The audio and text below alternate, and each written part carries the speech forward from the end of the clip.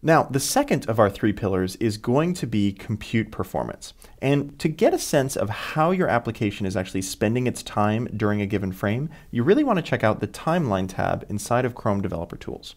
How this works is that you actually load the timeline, hit this beautiful record button down here in the bottom, and then watch magic unfold. So let's take a look at how this plays out with Biolab Disaster. If I start the game, it goes up pretty simple. Now, when I hit the record button down here on the bottom, you can actually see that it's logging all of the event information that's occurring while this game is happening. Now, I'm not doing anything. I want to point that out, yet events are actually being fired. So let's take a look at what's actually going on under the hood here. So if I size this up, I can actually see the number of events inside of my window and drill down into what's going on. So I have an animation frame here. And if I expand that, you can see that there's actually a request animation frame that has occurred at that point. Now you'll notice down here on the bottom that there's actually different type of checkboxes to filter out what events you're looking at, and each one has a respective color. For example, loading is blue, scripting is gold, rendering is purple, and painting is green. So if I toggle painting, you can see that those events actually disappear from the timeline.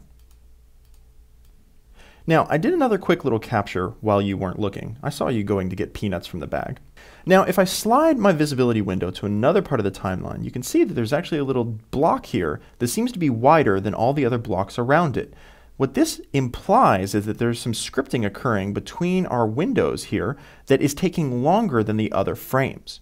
Now, below us, we actually have a list of events that occurred, plus, as you remember, these little triangles that allow us to drill down into the events.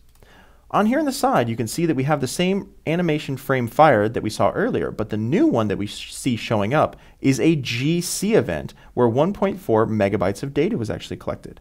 Hovering over it brings up a pop-up dialog that shows you that this actually took 2.7 milliseconds out of our frame budget to actually do a garbage collection event. That's why you can see that this block here is actually larger than the blocks next to it, because we have an extra 2.7 milliseconds that went to do a garbage collection event. We can actually see this mirrored by clicking on the memory option for the timeline.